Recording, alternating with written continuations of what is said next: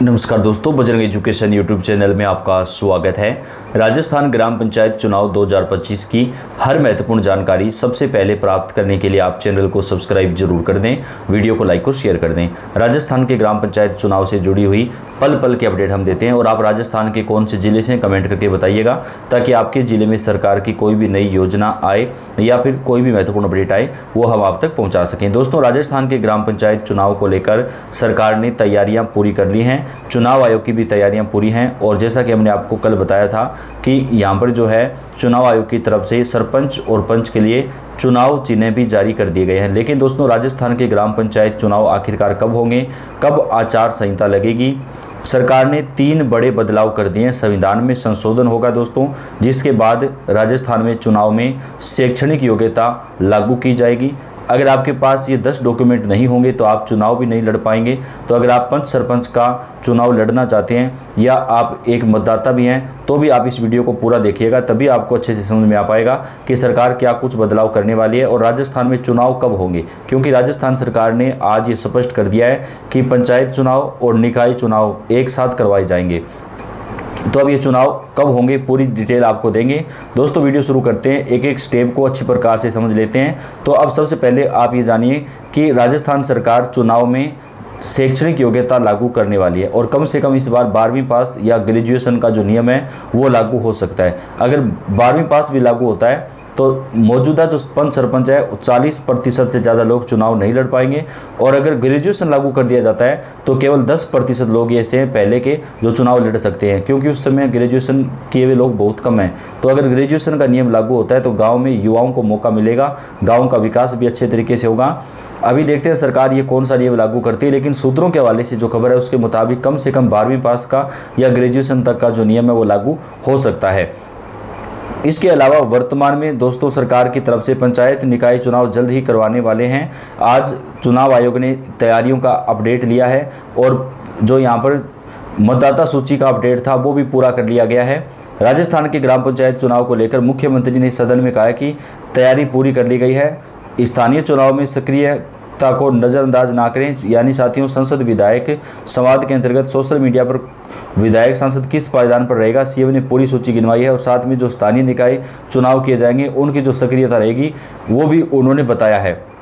मुख्यमंत्री ने कहा कि सरकार का प्रयास रहेगा कि चुनाव अच्छे तरीके से संपन्न करवाए जाएं। इसके लिए संविधान संशोधन होगा और राजस्थान में एक स्टेट एक इलेक्शन योजना लागू होगी।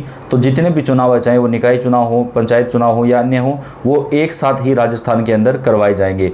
राजस्थान में चुनाव फरवरी 2026 में होंगे दोस्तों, उससे पहले चुनाव किसी भी हालत में नहीं होंगे।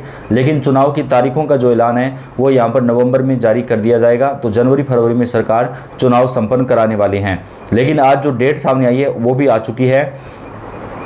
इसके अलावा आपको बता दें कि कुछ आवश्यक दस्तावेज भी देते हैं और आपको जो बच्चों को लेकर जो संख्या है उनको लेकर भी कन्फ्यूजन चल रहा है कि 2 बच्चों का नियम लागू होगा या 3 का होगा।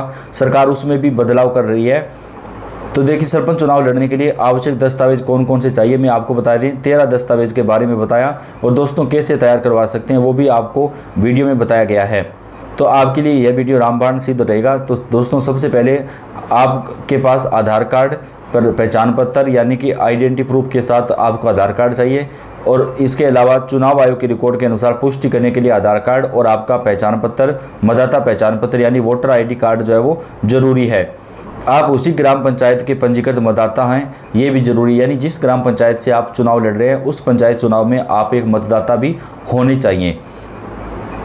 पात्रता का मुख्य आधार यही रखा गया है, क्या पहचान पत्र, जन्म एवं प्रमाण पत्र और उम्र का प्रमाण पत्र यानी कि सर्टिफिकेट एंड एज प्रूफ। उद्देश्य क्या रखा गया, वह दर्शाने के लिए कि आपकी आयु न्यूनतम 21 वर्ष होनी चाहिए और अधिकतम आयु की कोई आवश्यकता नहीं है। चाहे आप कितनी भी आयु के हों, आप चुनाव लड़ सकते हैं। और दस्तावेजों की बात करें तो जन्म प्रमाण पत्र होना चाहिए, स्कूल लिविंग सर्टिफिकेट होना चाहिए, आधार कार्ड यानी कि डीओबी जिसमें स्पष्ट रूप हो ऐसा कोई आपके पास यहाँ पर प्रमाण पत्र होना चाहिए। यदि आपके पास बर्थ सर्टिफिकेट है तो आपका चल जाएगा। जाति प्रमाण पत्र चाहिए यानी कि कास्ट सर्टिफिकेट है। यदि आरक्षित श्रेणी से चुनाव लड़ रहे हैं तो आपको यहाँ पर जाति प्रमाण पत्र लगाना अनिवार्य होगा। उद्देश्य क्या है? आरक्षित सीट SC ST OBC के लिए पात्रता साबित करने हेतु इसको उद्देश्य यहाँ पर रखा गया है। किसके लिए जरूरी है? केवल आरक्षित सीटों के उम्मीदवारों को यह जरूरी होता है, और जो जनरल सीट होती है उसमें आपको कोई भी कास्ट सर्टिफिकेट लगाने की आवश्यकता नहीं पड़ती है। यानी अगर आपके पंचायत में आरक्षित सीट आती है तो आपके पास सर्टिफिकेट होना जरूरी है, जाति प्रमाण पत्र। लेकिन अगर आपके पास OBC की सीट या SC ST की सीट ना आकर के जनरल की सीट आती है तो आपको कास्ट सर्टिफिकेट यानी जाति प्रमाण पत्र की आवश्यकता नहीं पड़ती है। मूल निवास प्रमाण पत्र बात करें तो दोस्तों, मूल निवास प्रमाण पत्र क्यों जरूरी है? तो दोस्तों ये दिखाने के लिए कि आप उसी पंचायत क्षेत्र के निवासी हैं, क्योंकि साथ ही उसी पंचायत क्षेत्र का निवासी ही सरपंच के लिए नामांकन कर सकता है। तो आपके पास मूल निवास प्रमाण पत्र होना चाहिए। तो अगर आपके पास नहीं है तो आप जल्दी बनवा लें। स्वीकृत दस्तावेज कौन कौन से चाहिए? राशन कार्ड चाहिए, बिजली का बिल चाहिए, निवास प्रमाण पत्र आपका होना चाहिए। शिक्षा प्रमाण पत्र की यदि हम बात करें तो यानी एजुकेशन सर्टिफिकेट की होना चाहिए कि आपके पास कौन सी डिग्री है, आपने कितने तक पढ़ाई की है, क्योंकि अब सरकार जो है वो यहाँ पर शैक्षणिक योग्यता लागू करने वाली है। आपको पता होगा कि 2020 के चुनाव में 8वीं पास की यहाँ पर शिक्षा योग्यता मांगी गई थी। तो उद्देश्य की बात करें तो दोस्तों न्यूनतम शिक्षा योग्यता साबित करने के लिए इसका उद्देश्य रखा गया है। उदाहरण के तौर पर देखिए कि 10वीं पास सर्टिफिकेट राजस्थान के नियमों के अनुसार होना चाहिए। हालांकि दोस्तों यहाँ पर 8वीं पास भी रखा गया था पिछली बार, लेकिन अब की बार कांग्रेस सरकार ने इस नियम को हटा दिया था।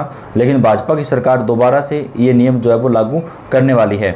जैसे नए नियम लागू होंगे आपको एक और वीडियो प्रोवाइड करा देंगे। बैंक पासबुक खाता का विवरण चाहिए, इसका उद्देश्य रखा गया है नामांकन शुल्क और अन्य वित्तीय लेन देन के लिए, ताकि आपका रिकॉर्ड जो है वो बैंक का रिकॉर्ड है उसमें कोई ट्रांसफ़र तो नहीं हो रहा है, इलीगल पैसा ट्रांसफ़र नहीं हो रहा है, और उस रिकॉर्ड को चेक वर्तमान सरकार के द्वारा किया जा सके। हालिया पासपोर्ट साइज फ़ोटो, इसका उद्देश्य नामांकन फॉर्म और चुनावी पहचान के लिए लगाया गया है। यानी अब आप पासपोर्ट साइज फ़ोटो लगवाएंगे तो उनमें आपका नामांकन फॉर्म रहेगा, उसमें दोस्तों आपके पासपोर्ट साइज फ़ोटो चाहिए।